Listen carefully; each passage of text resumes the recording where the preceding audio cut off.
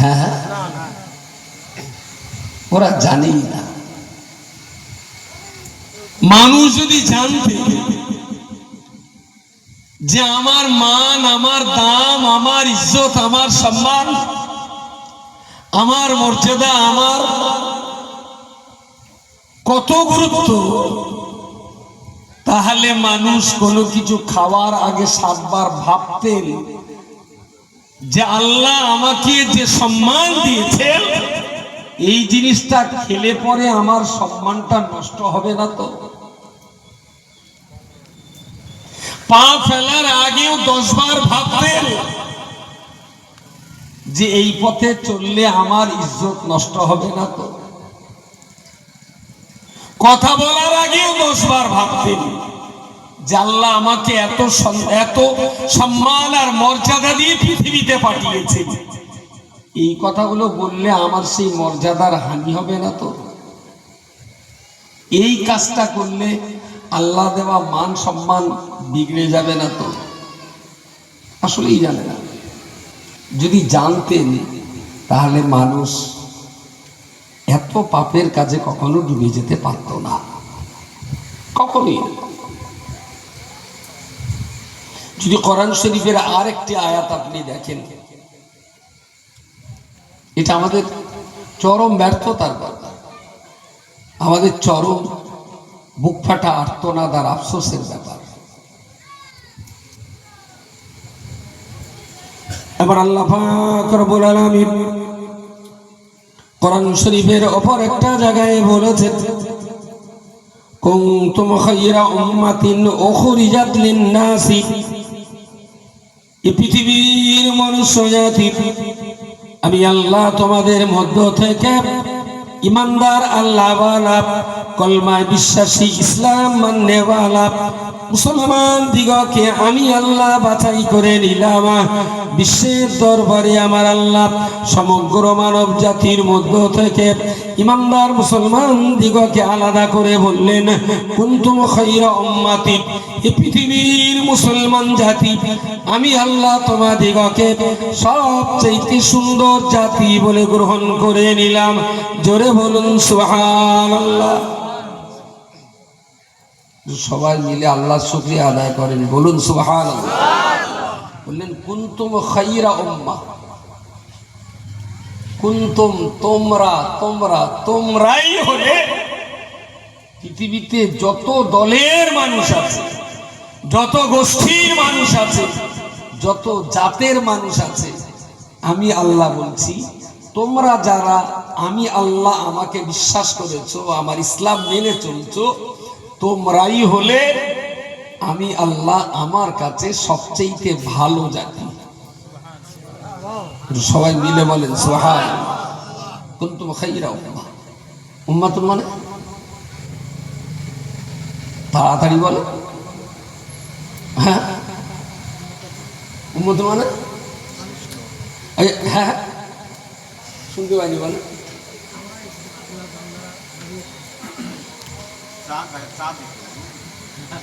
মনে হচ্ছে বাসর ঘরে আছে, চুপচাপ বলবে। এখানে কথা বললে কি শালি শোনার ভয় আছে? ঝেড়িয়ে বলে। আমরা বলি না যে নবীর উম্মত, এটা তো সবাই বলি যে আমরা শেষ নবীর উম্মত। উম্মত মানে কি? নবীর উম্মত। আমি তো উম্মত শব্দটা, আচ্ছা উম্মত শব্দটা কোন শব্দ? উম্মত শব্দটা হিন্দি, ইংলিশ, গুজরাটি, বাঙালি, ফার্সি, কি শব্দ? কি আরবি শব্দ। এই আরবি শব্দটার মানে কি? জল মানে পানি, তা বললে হবে না। উম্মত শব্দের অর্থ বলে সবাই নবীর উম্মত, কিন্তু উম্মত মানে আসলে যে কি এটাই বুঝি না। তার মানে ইসলাম সম্পর্কে আমাদের বুঝপাড়ের পরিস্থিতিটা কোন জায়গায়? উম্মাতুন মানে হলো দল, নবীর উম্মত মানে নবী যে দলে আছেন আমরা সেই দলে আছি। আমরা নবী না, তবে নবী যে দলে আছেন আমরাও সেই দলে আছি। নবী আমাদের ইমাম, আমরা তার মুক্তাদি। নবী আমাদের লিডার, আমরা হলাম তার ফলোয়ার। নবী আমাদের মডেল, আমরা হলাম তার অনুসরণকারী, নবী হলেন আল্লাহর রাসূল, আর আমরা হলাম তার দলের লোক। বলুন সুবহানাল্লাহ। সুবহানাল্লাহ। কুনতুম খায়রা উম্মাহ, তোমরাই হলে বিশ্বের ভিতরে সবচেয়ে ভালো জাতি।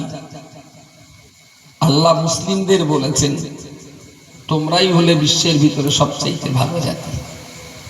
কেন মুসলমানরা ভালো?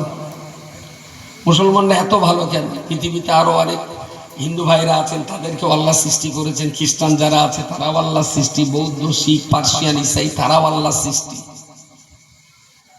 তো তাদেরকে আল্লাহ ভালো না বলে মুসলমানদের এত ভালো বললেন? আমার আল্লাহ পাক কোরআনের পরের অংশে বলেছেন উখরিজাত লিন-নাসি, মানব জাতির মধ্য থেকে আমি আল্লাহ তোমাদেরকে বাছাই করলাম। উখরিজাত লিন-নাসি, আমি আল্লাহ তোমাদিগকে নির্বাচন করে নিলাম। কুনতুম খায়রা উম্মাতিন উখরিজাত লিন-নাসি, সমগ্র মানব জাতির মধ্য থেকে মুসলমান দিগকে আমার আল্লাহ নির্বাচন করে বললেন তা'মুরুনা বিল মা'রুফি, আমি আল্লাহ তোমাদের দায়িত্ব দিলাম तमाम दुनिया जुड़े तो যত মানুষ তোমরা রয়েছো, তোমরা অন্যান্য মানুষ দিগকে তা'মুরুনা বিল মা'রুফি, ভালো কাজের আদেশ প্রদান করবে। ওয়া তানহাউনা আনিল মুনকারি, যারা অন্যায় অবিচারের কাজ করে, চুরি ডাকাতি কোন রাহাজানি, মদ গাঁজা জুয়া বিভিন্ন ধরনের পাপের কাজ যারা করে, আমি আল্লাহ মুসলমানদের নির্বাচন করেছি। এই মুসলমানরাই পৃথিবীর পাপী বান্দা দিগকে পাপ কাজ করতে বারণ করে দেবে, ভালো কাজ করতে উৎসাহিত করবে। তাই যাদেরকে আমি দায়িত্ব দিয়েছি ভালো কাজের উৎসাহ দেওয়ার জন্য, খারাপ কাজ থেকে মানব জাতিকে বাঁচাবার জন্য, এই জাতিটাই হলো মুসলিম জাতি।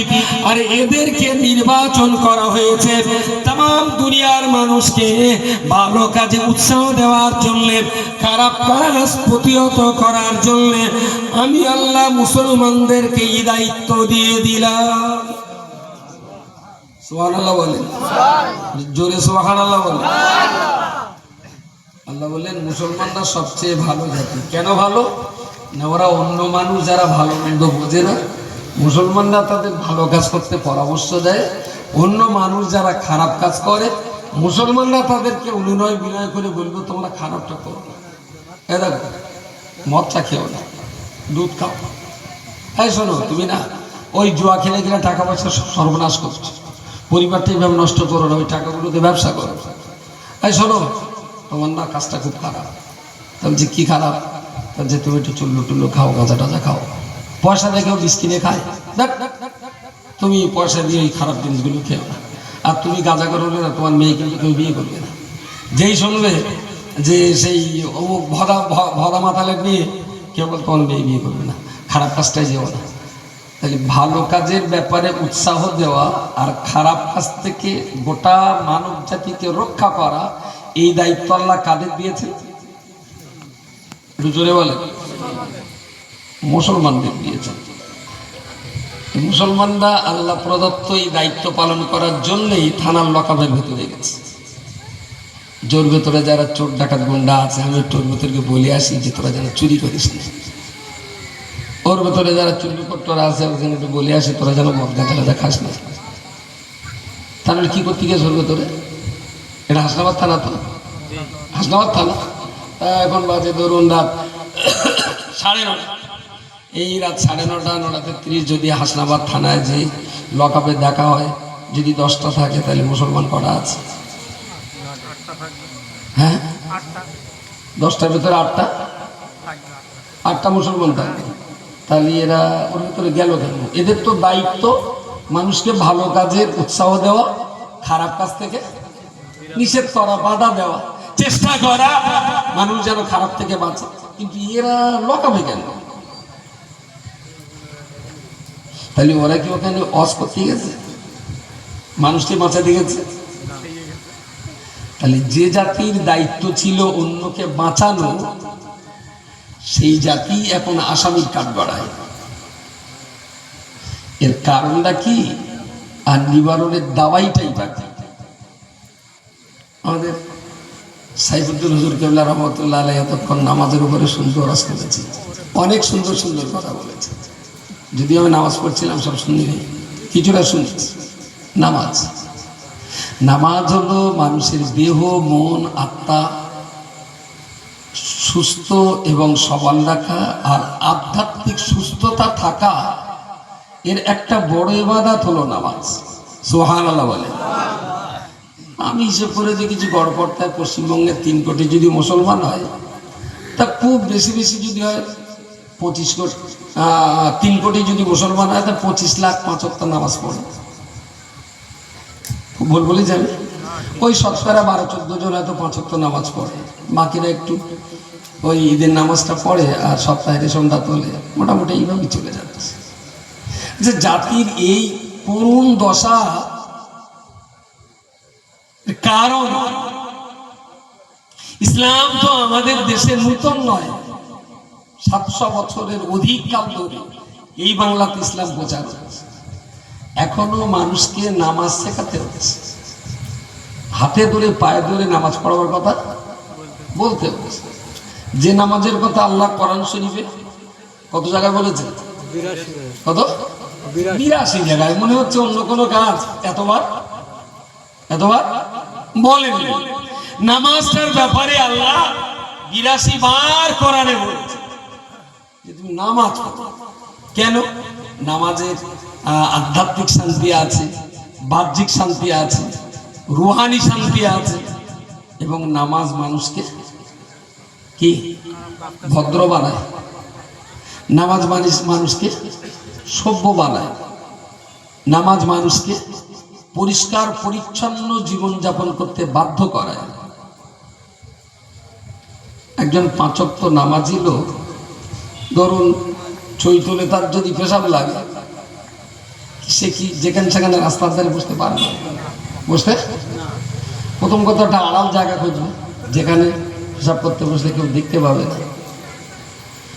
তারপরে সেখানে একটু পানি আছে কিনা, যেহেতু পেশাব ফিরলে আবার সেটা ধুয়ে নাপাক দূর করতে হবে। তা দেখতে দেখতে আর কোথাও মিলল না, ওই নপাড়ার মোড়ে এসে একটা মসজিদ পেয়েছে, বাইকটা রেখে মসজিদে যেয়ে পেশাবখানায় বসে স্বস্তির সঙ্গে পেশাব ফিরলেন। পেশাব ফিরে এসে আবার হাত মুখ পরিষ্কার পরিচ্ছন্ন একটু ধুয়ে টুয়ে তোমাদের হাত মুখ মুছে টুচে আবার বাইক চালিয়ে। আচ্ছা, এইরকম চৈতল থেকে আস্তে আস্তে খড়মপুরের বসে যদি কারোর পেশাব লাগে, লোকটা নামাজ কালাম কিছু পড়ে না, সে কি মসজিদ খুঁজবে বলে মনে হয়? মসজিদ কোনো সময় দেবে না। তাতে যদি বসার জায়গা না থাকে দাঁড়িয়ে বেঁধে দেবে। তাতে যদি কিছুটা হিমালয় পাহাড় থেকে গড়িয়ে যদি পাদদেশে আসে, তাতেও কোনো অসুবিধে নেই। কিছু জল করে, কিছু পাথরে, কিছু উড়োতে থেকে গেল। আচ্ছা, কখনো পরিষ্কার পরিচ্ছন্ন মানুষের আচরণ কখনো এমন হয়? রিক্সাওয়ালা, ভ্যানওয়ালা, মুটে মজুর, গরিব, গরিব, শ্রমিক, লেবার, যাই হোক না কেন, আমি হলফ করে বলতে পারি, লোকটা যদি নামাজি হয়, হাতে ঘাটে পথে যেখানেই দেখা হোক না কেন, বুকে বুক দিয়ে জড়িয়ে ধরা যায়। কিন্তু যদি নামাজি না হয়, তাহলে জড়িয়ে ধরতে গেলে 7 বার চিন্তা করতে হবে, আবার আমার এই জামা কাপড়ের নোনা লাগবে না তো? বলেন বলেন। পরিষ্কার পরিচ্ছন্নতার নীতি ও আদর্শে, সভ্য ও ভদ্রতার আদর্শ ও মানবতার এক সাংঘাতিক ইবাদত হলো নামাজ। নামাজি লোক কখনো নোংরা অবস্থায় থাকে না, নামাজি লোক কখনো নাপাক অবস্থায় থাকে না। নামাজি লোকের জামা পুরনো হতে পারে, ছেঁড়া হতে পারে, তালি মারা হতে পারে, কিন্তু নাপাক থাকে না। কুকুর বলেছেন, আর 2-4টার বললো, তাই তুমি তো নামাজ কালাম পড়িনি, তার পানি না কি করবো? তার পেশা ফিরে ছোট ছোট পানি অন্তত লে, তাহলে নামাজ টামাজ পড়িনি, তার পানি না কি করবো? আমি তো নামাজ কালাম পড়িস যখন, তাহলে কাপে তোর বাড়লি না, তরকারি দিলে একটু নুন কম লাগবে। প্রিয় শ্রোতামণ্ডলী, আমি আপনাকে বলতে চাইছি, আমার আল্লাহ পাক রব্বুল আলামিন আমাদের হাতে কোরআন দিয়েছে, আমাদের হাতে মওজুদ বিশ্বনবী মুহাম্মদুর রাসূলুল্লাহ সাল্লাল্লাহু আলাইহি ওয়াসাল্লামের মুখনিসৃত বাণী হাদিস শরীফ আমাদের কাছে রয়েছে। রাসূলুল্লাহর আচার ব্যবহার আমাদের সামনে রয়েছে।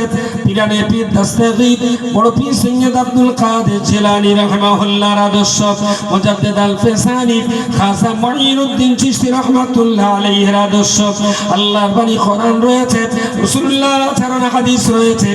কিন্তু তারপর পরই নবী, সাহাবী, তাবিঈন, তাবিঈন, আইম্মায়ে মুজতাহিদিন, উলামায়ে মুতাকাদ্দিমিন, মুতাআখিরিন, তাদের নীতি আদর্শ আমাদের সামনে মওজুদ। কিন্তু দুর্ভাগ্যজনক ভাবেই বলতে হয় যে আল্লাহ আমাদেরকে সমস্ত মানুষের ভিতরে নির্বাচন করেছেন, যে তোমরাই হলে বিশ্বের ভিতরে ভালো জাতি, তোমাদেরকে আমি আল্লাহ দায়িত্ব দিলাম, তোমাদেরকে আমি আল্লাহ নির্বাচিত করলাম, তোমরা মানুষকে সৎ কাজ করবার আদেশ দেবে, অসৎ কাজ থেকে মানুষকে তোমরা বাঁচাবে।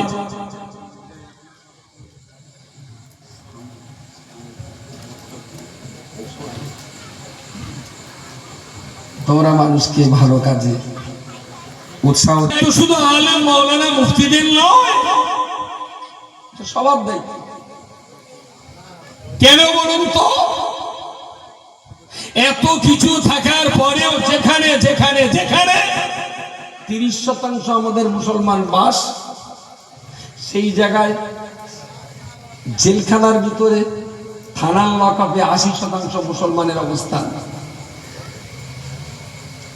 এই ভাবনাটা আমি ভাববো না, আপনি ভাববেন না, তাহলে এই ভাবনাটা কি দিলীপ ঘোষ ভাববেন?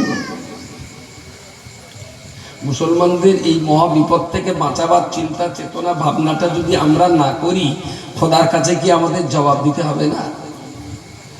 এটা তো পারভবানীপুর না, পারভবানীপুর, পারভবানীপুর। আচ্ছা, এই পারভবানীপুরের মাটি, তারপরে এখানকার গাছপালা, পারভবানীপুর থেকে যে আসমান চাঁদ সূর্য দেখতে পাচ্ছি, এই পারভবানীপুর গ্রামের সৃষ্টিকর্তা, নপাড়ার সৃষ্টিকর্তা, মডেল ভবানীপুরের সৃষ্টিকর্তা, সব আল্লাহ, সবই আল্লাহ। তাহলে এই গ্রাম, এই দেশ, এই রাজ্য, तमाम দুনিয়া যদি আল্লাহর সৃষ্টি করা হয়, আর সেই আল্লাহ সৃষ্টি করা এই দুনিয়াতে আল্লাহ আমাদেরকে পাঠিয়েছেন আর বলেছেন, তোমরা হলে সবচেয়ে সুন্দর, তোমরা হলে সবচেয়ে সম্মানের, আর তোমাদেরকেই নির্বাচন করা হয়েছে আমার এই দুনিয়াটা যাতে শান্তি থাকে, সুন্দর থাকে, স্বচ্ছ থাকে, পরিচ্ছন্ন থাকে, পৃথিবী সুন্দর রাখার দায়িত্ব আল্লাহ মুসলমানদেরকে দিয়েছেন। গাঁজার কলকে দম দেওয়ার জন্য মুসলমানদেরকে তৈরি করা হয়, লটারির টিকিট কাটার জন্য মুসলমানদের তৈরি করা হয়নি।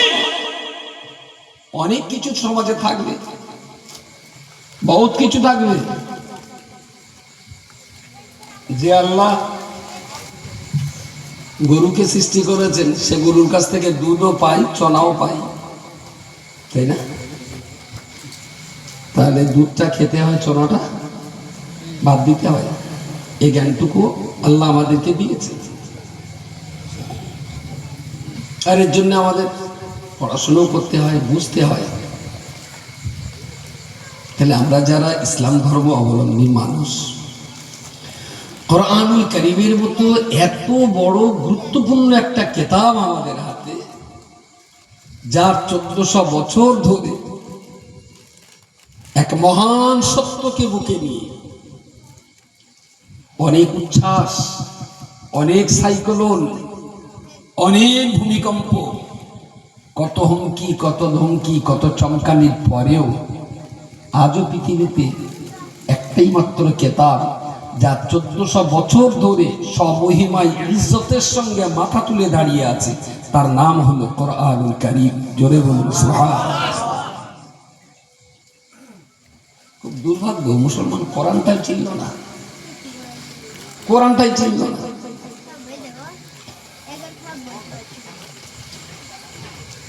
আমাদের এই কমিউনিটির এই দুরবস্থা,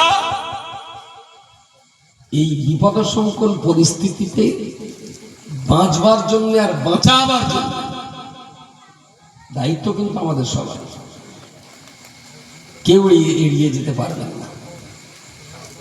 যেমন একটা কথার উত্তর দেন, আপনি বেলা 12টার দিকে নপাড়া থেকে পারবামণিপুর আপনার বাড়ি আসছেন,